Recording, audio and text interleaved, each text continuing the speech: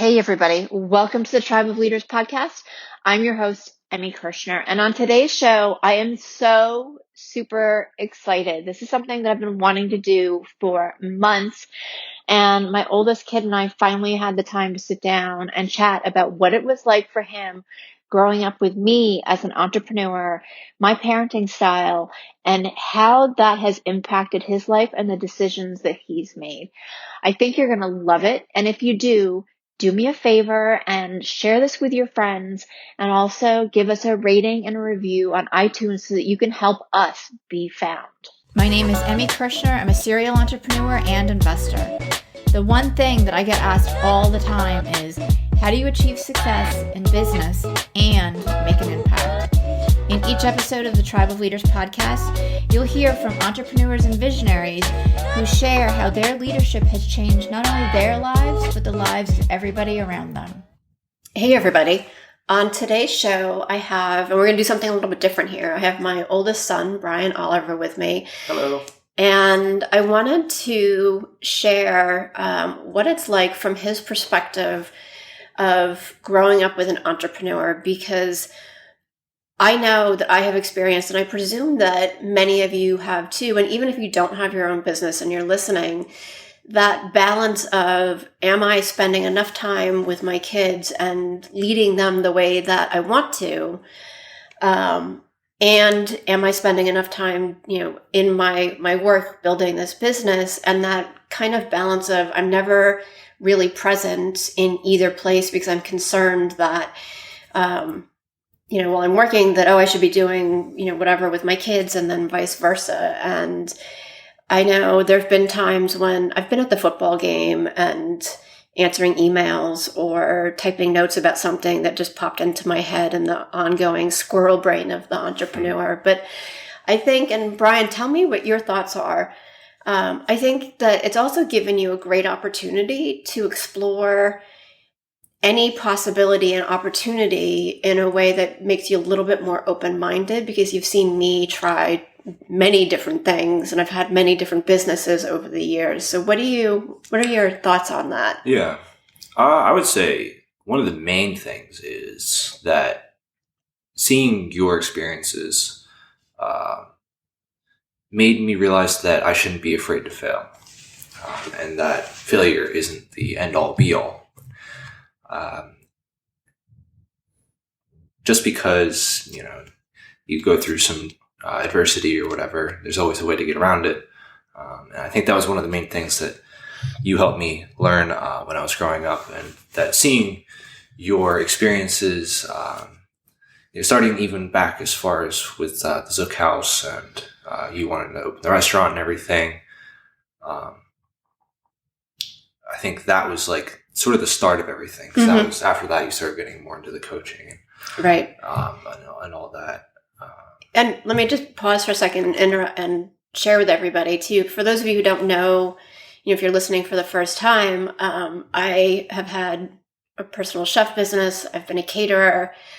What Brian's referring to with the Zook House is an 18-month project to start a restaurant that I essentially walked away from after having investors and a bank loan and a 50 page business plan. Just because we couldn't get the property in a deal the way I wanted it to be, that was going to be mutually beneficial, and then kind of moved into the coaching. But that was over 10 years now. So, you're 21. That's been that long. Wow. Yeah. That's crazy. Right? Yeah. Like, that was 2009. So it was 10 years ago. Yeah, 10 years. So, you were 11. Mm-hmm. Like, I was a little guy. Yeah. Yeah. And what were your thoughts? Because I missed some baseball games because I was really intent on getting this thing done. And do you feel like I wasn't present or there with you? No, I don't think so. I think because you always, I felt like you always made the effort. Maybe you weren't there for the baseball game or whatever, but you always made the effort in other aspects of life, whether it was with school or just girl stuff, personal stuff, whatever it was. If I came to you, you would always be there for me, and we could just talk about whatever it was. Mm-hmm. And we were always just in a way, like friends, you know? I never felt like I was scared to like go talk to you about something or anything like that. You always made me feel really comfortable and accepted, and yeah, I really appreciated that. So there was something else I had wanted to mention. Oh, it was you walking away from the deal with the Zook House. It was that also helped me realize that I should be very, I guess, particular. You know, like you were like, nah, I want it to be exactly the way I want it to be. You know, like I have my vision. I want my vision to be like completed. And I think that has impacted me a lot because basically I will continue to push for whatever it is that I want. You know, like I'm not going to stop. I'm always going to keep going and just keep persevering until my vision is completed. So I think, yeah, that would be like one of the main takeaways that I had, especially from like that situation. Thank you for sharing that, because I think that's one of the things too that's really hard as an entrepreneur, where you've got this vision and there's places where you have to compromise, right? Like life is full of compromise. But when you're compromising what the vision is at some of the higher levels, right? Like that's where it starts to feel not good. Yeah. It's like, it's not even really the same thing anymore. Yeah. You know? And so other people don't really have to believe in that or, you know, I guess agree with whatever it is your vision is, but it's really important for you to stay true to, you know, what your long-term outcome and goal is. Yeah. And I mean, you have a business now, so tell everybody, you know, what it is that you're doing and, you know, how you're starting to grow, too, because this is what I love and I think has been really cool for me is to see both you and your brother be able to be like, this is the thing I love and this is how I'm going to make it work. Yeah. So I am a music producer. I've been making music since I was like, I started learning to use GarageBand when I was 12, and then sort of slowly started learning. And about maybe 4 years ago, I started taking it more seriously. And well, here I am today. So I offer beats online, and I work with other artists to create music, and I help provide other producers with different samples and sounds and stuff like that. Help them expand their musical libraries in a sense. And what type of music do you create? It sort of varies, but mainly like hip hop, R&B, some like lo-fi stuff sometimes, but like mainly in that like kind of hip hop genre. Yeah. But you know, it could go from like some crazy, like really aggressive beat to like something super chill, just like background, you know? Okay. So. And why is this your thing? That's well, I just like, love what's your music. vision? Yeah. Yeah. I just love music, and I want to share my sound with everyone else. I think, like, I want to share what I hear and like the way that I listen to things, because I think I'll listen to a song and I think I listen to it a little bit differently than everyone else. And maybe that's just some like, you know, cliche or whatever, but I really do think that like I'll listen to it and I'll get something different out of it, and I just want to get what I take out of that music, and I want to share that with everyone else and kind of show the world, I guess. Right. So what emotion do you want them to feel? Or emotions, because your music's kind of broad. Well, that's really what it is I want them to experience emotions when they listen to music. Right. So it'll depend on what, you know, music is. If it's something more relaxed or whatever, I want it to be like the most intense, best version of that relaxation, right? So, yeah. Basically, okay. I just want to get like, I want it to portray a certain feeling or like vibe or sound the best that I can. And that's my vision. That's my dream right there. is to be able to do that. But I think that's awesome. But how has, I guess, my successes, my failures, created opportunity for you to really make the stand of this is what I want to do? Like, even though it's a really challenging industry, you're not daunted by that. Oh, yeah, no. Well, my thing is I want to be happy. Right. Right? I would rather be broke, not have any money, live on the streets, whatever, but be happy than be rich and be unhappy. And I think that you helped me realize that a lot. Mostly because since you've had your own business, I think you've been able to be more happy than like a lot of other people are. And I've talked to a lot of other people that have jobs or whatever, and they're just like, I hate my job, everything like that. Right. They're doing the grind. Yeah. And you've always had, you've always said, oh, man, I'm super busy. Like I have stuff to do. And maybe you're stressed out about it, but it's not a bad thing. Right. It's not like you like hate doing it. You always have loved doing whatever it is that you're doing. You love helping people. You want to give them the best experience that you can. And I think that really made me realize that, I think that happiness is the most important thing in life, really. So, yeah, basically it just helped me realize that happiness. Okay, so it really is your priority is fulfilling the happiness so that you can create experiences for other people. Exactly. And not that the money piece isn't, and I'm kind of air quoting. It's not like I don't want to make any money. Right, it's not that. It's not that. It's that really being grounded in this is what your purpose and your passion is. Yeah, exactly. Before the I need to like make a ton of money, like that's going to come. Yes. Okay. Very cool. I want to circle back because we were talking before we started recording about how my parenting style is a little bit different. And you were saying that like when you talk to me, it's different than when you talk to other adults. And I mean, granted, I'm your mom, so there's that relationship, but you explain that a little bit too. And because I think this is what really was different for me, at least, in how I parented both you and Matthew. Particularly as a single mom. Yeah. Well, I think I had mentioned this a little bit earlier. It's like more like we were friends. Like I never felt like I couldn't go talk to you. And whenever we did have a conversation, I felt like you really listened to what I said. A lot of other adults, even now,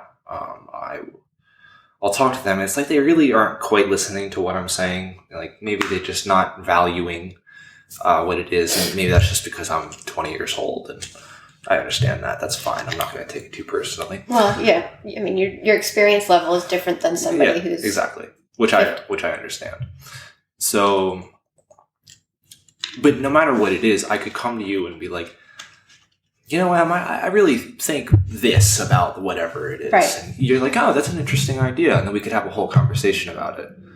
Whereas, like, if I did that with somebody else, they'd be like, what? Like, I don't go away. Like, so yeah, I think that having that in our relationship really impacted me, and has really made me who I am today because you were just always there to talk about whatever it was. So right, yeah, and what I wanted both of you to be heard, but part of what I did very intentionally. Was, and I refer to it as a democratic dictatorship, because I've talked to other people about it, where we made decisions together. Like all three of us made decisions about where we were going on vacation, what we wanted to experience, with obviously me as the parent being the final say. But that really gave me a sense of that you were getting what you needed and what you wanted instead of me just deciding that we were going to go do X, Y, and Z. Yeah. And it also, I mean, we talked about, I think, every aspect of, just daily life from that vantage point. Yeah. So it did give you a place to be heard. and have an opinion that mattered. I think differently than not hearing you, than just me being in an adult world. Yeah, definitely. So, how do you use that now? Well, I mean, I don't know. I still talk to you all the time. I just try to reach out to you, I guess. And sometimes I'll save like a conversation, like I'll be like, this is like it's an interesting thought I just had.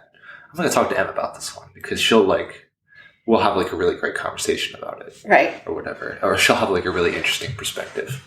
And sometimes I'll even like use it as a way to like sort of like bounce ideas off of, because it'll be like, I wonder what Em will think about this. And it'll help me come up with or just like look at things differently, I guess, What do you see? Because you live with 3 other guys now. Yeah. Right? What do you see as being different or similar for that matter, like between where you're at and where they're at? Because they're in college and you're not right now.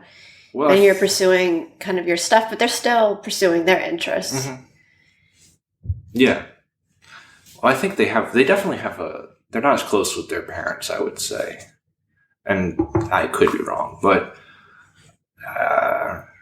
it's like they have more of like a wall in between them and their parents, like they keep more stuff in their parents, like they might not share as much. Whereas like I literally will tell you everything. Like, there's not much that you don't know about me. Like it's just like silly things. Like, but I'm not judging either. Exactly. And I think one of the things that, particularly with the democratic dictatorship, some of it was the openness of having some of those conversations just led to the, like, I'd rather know that you were doing something stupid so that I can guide you through it. 100%. And fail. Like, allow you to fail so that you can have the learning experience than you going and doing the stupid things that teenagers are going to do in general. Yeah. And then we can talk about it. So I wasn't judging. Yeah. Or at least trying not to. I'm sure there's been moments where we do it all the time, Yeah. Can't help it. No, I think that was one of the like main, I guess, differences, but also, obviously, I'm not in school or anything, so their parents are much more, you need to be in college, you need to be in college, you need to be in college, and you were like, you know what, like if you don't want to, that's fine, you got to figure it out, but like I'm not going to make you. I'm not going to like pressure you into that. And I really appreciated that because I've never been a school guy. Haven't liked it since I was little. I think you're trying to get me on the bus. I remember it was like kicking and screaming. Oh my God. Like kindergarten. Yeah, kindergarten was like an hour to get Brian on the bus. Yeah. Never liked it. Just not my thing. No, and it's not like you don't love learning. Like you teach yourself all sorts of stuff. I taught myself how to make music. Right. On YouTube.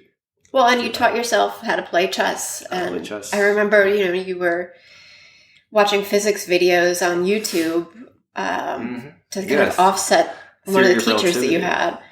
Theory of relativity. Yeah. Yeah. So learning for you can be anything. Mm-hmm. It doesn't. And not that, maybe later you'll want to go to school. Maybe you won't. Either way is good.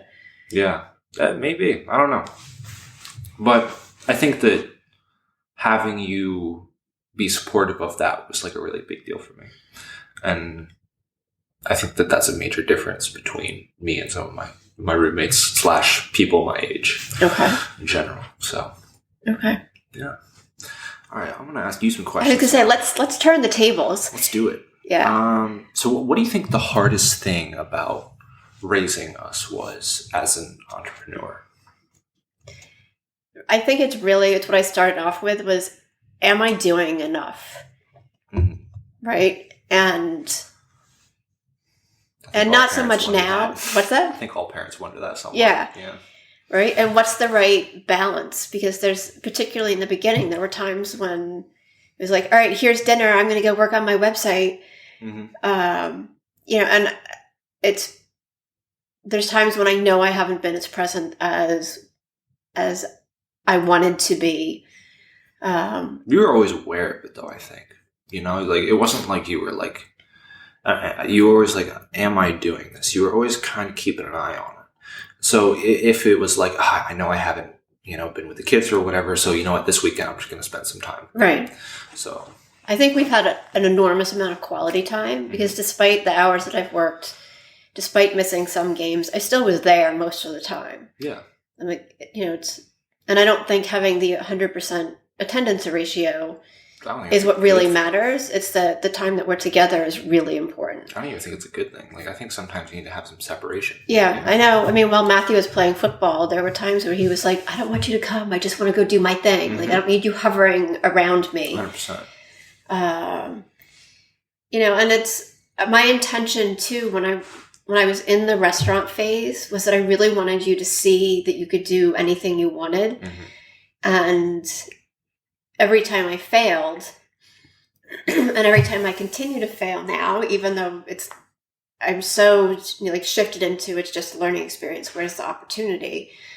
I was like, I want to see my kids see me succeed because I want them to succeed too. But I think, as you said, it's also given you the perseverance and the drive to keep going. Yeah, definitely. But I think definitely the balance is the biggest thing. Yeah. Do you think that we actually, like, if you didn't have kids, would it have been easier to have been an entrepreneur? Or do you think that having us, well, I'll just let you answer. Yeah. I mean, yeah, like from a top level perspective, yeah, because there's 2 less people in my life that I'm not responsible for, right? Mm-hmm. So it's easier just to focus on the one thing. And I think that's for anybody. I think being a single mom, wanting to be with you, not putting you in daycare ever, like one of the things that it really forced me to create is what I teach now with the whole, like, let life be fluid and have flow in it where, on any given day, you're focused on one piece of your life more than another. And not that I wasn't stressed out at times or exhausted, because that was definitely the case. But I also think we had a ton of fun and everything just moved together in a way that worked for us. Right? Like it's, things weren't just 9 to 5. I could be the volunteer mom and do my business. Mm-hmm. So I found a way to make that kind of work for us. And particularly as I got better at it, I think there was more flow, for lack of a better term, but with this is just how things are going on any given day. Mm-hmm.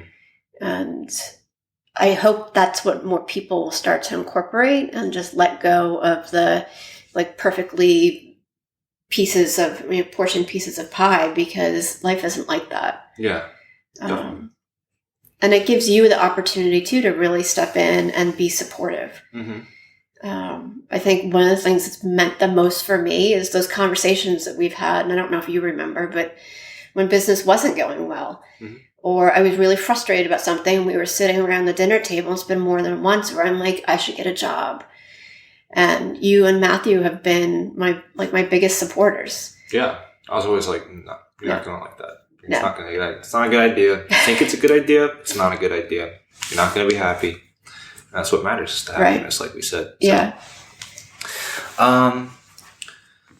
So, like we had said a little bit earlier, I think I was around 11 when you kind of really started with your more entrepreneurial journey. So, do you think that having to raise kids, at least up until that point, actually helped prepare you for your journey into entrepreneurship and having your own business? Would you say that there was lessons, and what would some of those lessons be? Yeah.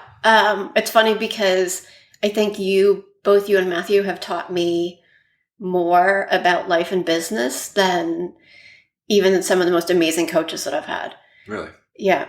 And that's because you're brilliant. Yeah, exactly. And not that I haven't had great coaches and learned a lot, or from just training I've done or whatever, but I think kids are so innately in touch with themselves that when adults allow them to be who they truly are, and that's one of the things that's been really cool about both you and Matthew, is that you're so different from each other. So whatever I had figured out that worked for you, totally did not work for Matthew. Like I had to figure out a whole different way. Yeah. And then it got to a point where I was like, how do I intentionally create experiences and lead in a way that does help you grow to be the best person that you can possibly be, and really build your assets, but also build your weaknesses. Mm-hmm. How do you close that gap? And from the perspective of hiring people and growing a team, from really looking at, who is my customer and who am I selling to and how am I creating those sales, having that difference in the back of my head and knowing that, how I speak to one person isn't how I'm going to relate to another person, has been fantastic. Mm. And then, I write about some of our experiences I have on the blog or newsletters or whatever, and those are the ones that I get the most feedback from. Yeah. So interesting. Yeah, like there's just things that as adults, I think people, and Matthew selling, this is the story I've told over and over again, which just cracks me up, but it's that first year he played football and he was a camp counselor and he had the gold cards, and everybody else had 2 weeks to sell them. Matthew had like 48 hours or 24 hours or whatever, and he just took him to camp and was like, hey, buy a gold card. Yeah. And non-sales people and adults get all up in their head about, am I good enough to do this? Am I offering it to the right people? Insert whatever the hesitation, and am I being too pushy? And Matthew was, I think, he's in high school, so he was probably 14 or 15, was just like, I just got to go do this thing. Yeah. And he literally sold like 25 cards in... And they're how much a piece? They were $15, $20 a piece. So it's not like, $5 or a couple of dollars. Like, it's kind of difficult to sell them sometimes. Yeah, not everybody's going to want one. Exactly. But he took them to camp and got rid of them all that morning. And I was starting to be like, oh my God, we've got to do this thing. He's like, I sold them all. Yeah, I remember when he came home, he was like, yeah, I sold them all. And we were both like, wait, what? And there were other kids on his team who had the 2 weeks and didn't sell them all. Uh-huh. And that's fine. It's just like some of those experiences I think are really cool because they're so helpful for me in let go of the story that's in your head. Yeah. Just go make the magic. Definitely. Yeah. So yeah, you're both an inspiration. Well, I'm glad. Yeah. Very glad. What would you do differently? What would I do differently? Yeah. For what? In what aspect? Like when, I guess. Which time? Anytime. Pick a time. Okay, what do you wish was different growing up? Growing up? Okay. Really not much. We had fun. I think I had a good childhood. Less beach probably for you. Yeah, maybe a few more mountainy or some sort of other vacations. But I like the beach too. It's not that bad. It's just you guys really like the beach. And I'm like, I like the beach. For about 2 hours. Yeah, 2 hours, chilling. You're like, I literally sit there all day. Yeah. But yeah, I don't really think there's that much. I think we had a great relationship, and I think that every one of my experiences that I had growing up has made me who I am today, and has taught me a lot. Mm-hmm. So I don't really think I would want to change that at all, because I like who I am. So that's awesome. What's your big vision?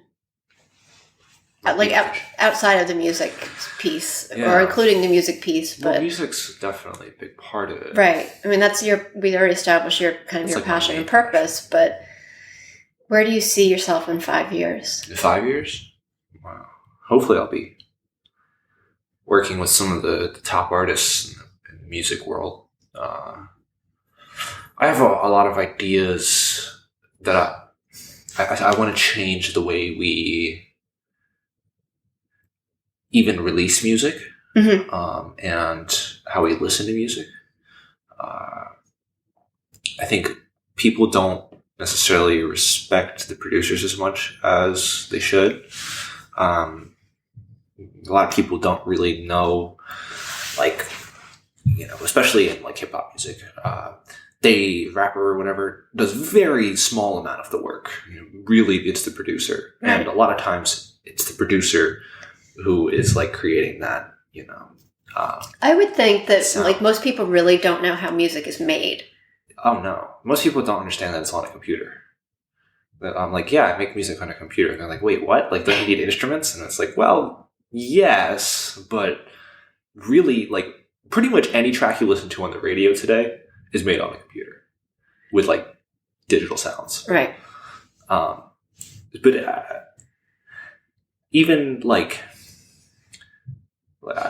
I have an idea where you can take like some very well produced beats and stuff like that and make a whole album with just that, and have it be more of like an experience listening to it, right? Right. So that's like one of my main ideas, and I want to bring that into our culture and bring that into the way that we in the U.S. or even the whole world listen to music, is creating something like that. Mm-hmm. So I forgot what your question was exactly. What your vision is. My vision, yes. So basically, in the next 5 years, probably working on expanding that and getting, some of my ideas out into the world. Past 5 years, I've always been interested in politics, so I really hope you circle back to that. it might be a later on type of thing. I probably will end up owning some other businesses myself, and that we could even talk a little bit about how that has seeing your experiences has made me realize that I want to have a couple of different businesses. It helped me realize about myself a lot that I don't like music is like my main thing, but I've had a ton of other hobbies and passions and like other little things that I like to do, and I'll probably end up doing the same thing with like different businesses and different groups or whatever it is. I think it's cool when you get to a place where you can start investing in some of the other businesses. So you have your stake in the game, and 100%, yeah.